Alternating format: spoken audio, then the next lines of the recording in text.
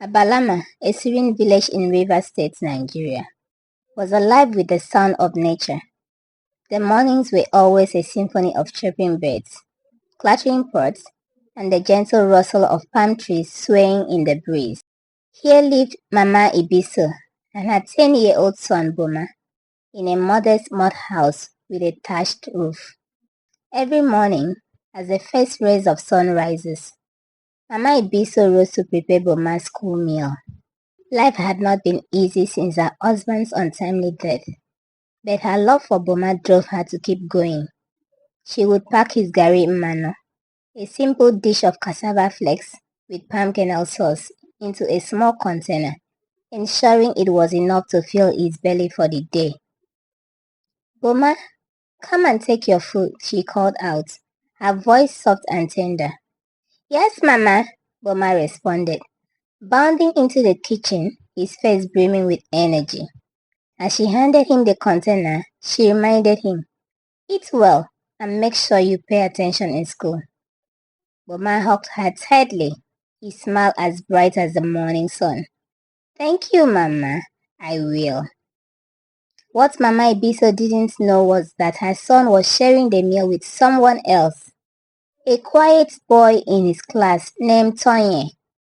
This simple act of kindness, born out of Boma's big heart, was setting the stage for an unfolding drama that would alter their lives forever. At school, Boma and Tonye were inseparable. Tonye, though shy and reserved, had a sharp mind that outshone most of their peers. He had great sense of comprehension and often tutored Boma under the large mango tree during lunch breaks. "Boma, you need to focus," Tonye would say, patiently explaining a math problem while sketching diagrams in the dirt. Boma would nod, his brow furrowed in concentration. "If I pass this term, it would be because of you, Tonye."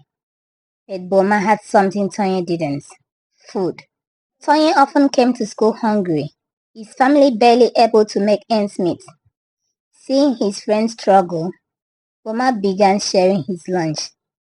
"Here, eat this," he would say, sliding the container across to Tonye. "No, Boma, it's yours," Tonye would protest. "You are helping me with my studies." "This is the least I can do," Boma insisted, grinning. Their friendship blossomed around this unspoken arrangement, a bond forged in kindness and mutual respect. However, rumors began to spread among their classmates, and soon word reached the ears of Mama Ibiso. That evening, as Mama Ibiso swept the yard, a group of children chattered nearby. "Boma always shares his food with Tonye," one of them said. Mama Ibiso froze, her broom hovering mid-air. "Boma gives his food away?" she muttered under her breath, her frustration simmering. When Boma returned home, she didn't wait to confront him. "Boma, is it true you've been giving your food to someone else?" "Yes, Mama," Boma admitted, his tone innocent. "Tonye is my friend. He doesn't have food sometimes, so I share mine." Mama Ibiso's chest tightened with a mix of anger and disbelief. "Do you think food falls from the sky? I work hard to provide for you, and you are giving it away? His parents should feed him." "But Mama," Boma replied softly, "you always say we should help others." Her anger faltered, but she couldn't shake her resentment. As the days passed, the thought of her hard-earned resources being shared with a boy she'd never met consumed her. "This has to stop," she muttered one night, her heart hardened by bitterness. Mama Ibiso decided to act. One morning, she prepared 2 portions of gari mano as usual, but this time, she added something extra to one of them: a small dose of crushed leaves from a poisonous plant her grandmother had warned her about. "It won't kill him," she reasoned, "just enough to make him think twice before taking what isn't his." When Boma came into the kitchen, she handed him the containers with a forced smile. "This one is yours," she said, pointing to the first container, "and this one is for your friend. Make sure he eats it." Boma beamed, oblivious to her intentions. "Thank you, Mama." Tonya will be so happy. As he skipped off to school, Mama Ibiso sat down, her hands trembling. Doubt crept into her mind, but she brushed it aside. It's for his own good, she whispered to herself. The sun was high in the sky as Boma eagerly unwrapped his lunch during the break at school. Today he was more excited than usual because Mama had packed a special container for Tonya. He couldn't wait to see the look on his friend's face when he handed it over. But as he scanned the schoolyard, his smile began to wane.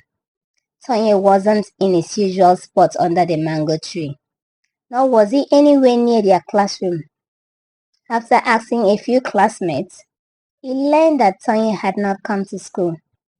Maybe he's sick, Boma thought, a tinge of worry creeping into his heart. Still, the sight of the two containers in his hands brought a sense of responsibility.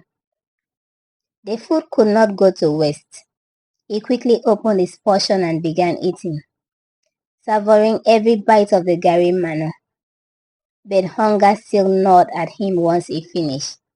His eyes drifted to the other container, the special one meant for Tonya. Boma hesitated for a moment, remembering his mother's instruction not to mix them up. But hunger clouded his thoughts, and he convinced himself that Tonya wouldn't mind. After all, his friend wasn't here, and it was a shame to let good food go uneaten. The moment he took a bite, Boma noticed something odd. The manna tasted unusually bitter. Maybe Mama tried a different recipe, he thought, shrugging as he continued to eat. By the time he finished, a dull ache had settled in his stomach. He brushed it off as overeating. But as the afternoon wore on, the pain grew sharper. Boma struggled through the rest of the day. His face fell and he stepped slow as he trudged home after school. When Boma arrived home, Mama Ibiso was busy peeling cassava in the courtyard. She looked up with a smile, but immediately noticed something was wrong. Boma's usually vibrant face was pale, and he clutched his stomach as if he's trying to hold back a scream. "Mama, my stomach," he groaned, collapsing into her arms. Mama Ibiso's heart raced as she helped him inside and laid him on a mat. "What happened, Boma? Did you eat something bad at school?" Boma could barely speak through the pain. "I ate my food, and Tonya's too. He wasn't in school, so I didn't want it to waste." The words hit Mama Ibiso like a thunderclap. Her mind raced as the truth sank in. The food she had carefully poisoned for Tonya had ended up in her son's stomach. She stumbled backward, her legs threatening to give way. "Boma, you ate both?" she whispered, her voice trembling with disbelief. "Yes, Mama," he said weakly, his body writhing in pain. Her heart broke into pieces as she watched her son, the light of her life, suffering because of her own actions. Panic consumed her, and she scrambled to find a solution. She gave him water, tried forcing him to vomit, and even applied herbal remedies, but nothing seemed to work. Night fell, and Boma's condition only worsened. His groans filled the small house, each one tearing at Mama Ibiso's soul. She paced the floor, wringing her hands and mumbling prayers under her breath. "God, please, don't take him. Punish me, but spare my son." Neighbors gathered outside, drawn by the sounds of Boma's cries. They knocked on her door, offering help, but she waved them away, too ashamed to admit what she had done. "It's just food poisoning," she lied, her voice cracking. "He'll be fine." But deep down she knew the truth. The leaves she had used were lethal, even in small doses. She had planned to teach Tonya a lesson, but now her own son was paying the price. Boma's strength was fading. His once bright eyes now seemed dim, and his voice, once full of life, had reduced to barely audible whispers. "Mama, it hurts," he murmured. Tears streamed down her face as she knelt beside him, cradling his head in her hands. "Boma, I'm so sorry," she sobbed. "This is all my fault." Her neighbors began to insist she take him to the clinic in the next village, but fear paralyzed her. How could she explain what had happened? How could she admit that her jealousy and bitterness had caused this? As dawn broke, the first rays of sunlight crept into the room, casting an eerie glow over Boma's frail form. His breathing slowed, each inhale more labored than the last.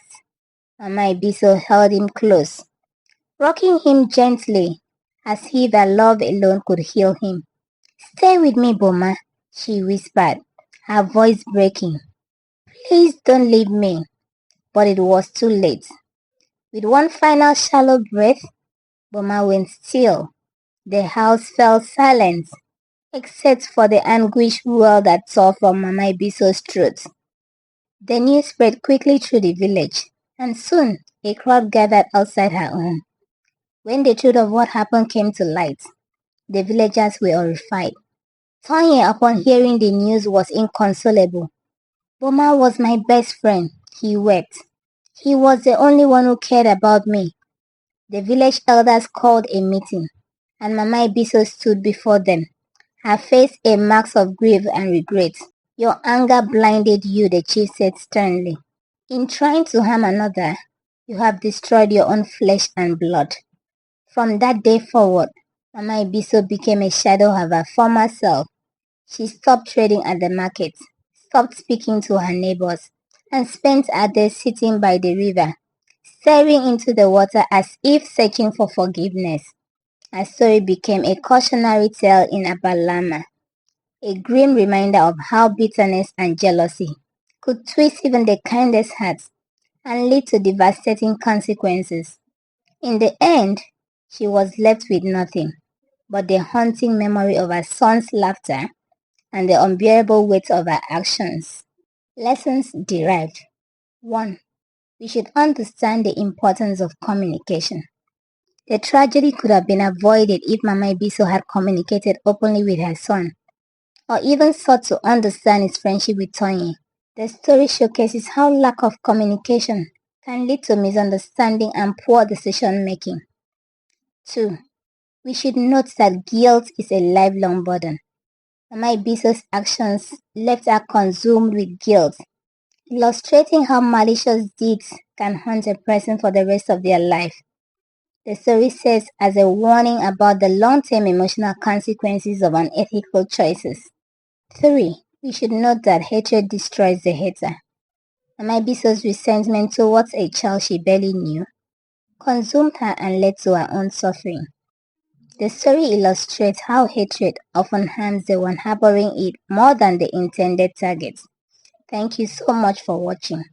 Please like, subscribe and share. Bye!